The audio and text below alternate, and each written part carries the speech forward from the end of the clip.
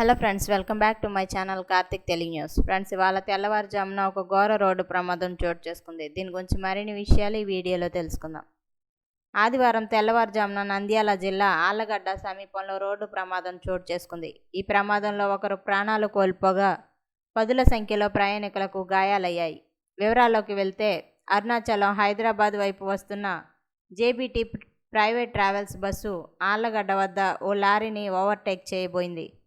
దీంతో అదుపు తప్పి లారీని ఢీకొట్టడంతో ప్రమాదం చోటు చేసుకుంది. ఈ ప్రమాదంలో చిత్తూరుకు చెందిన ప్రయాణికుడు సుబ్రహ్మణ్యం ప్రాణాలు కోల్పోయాడు.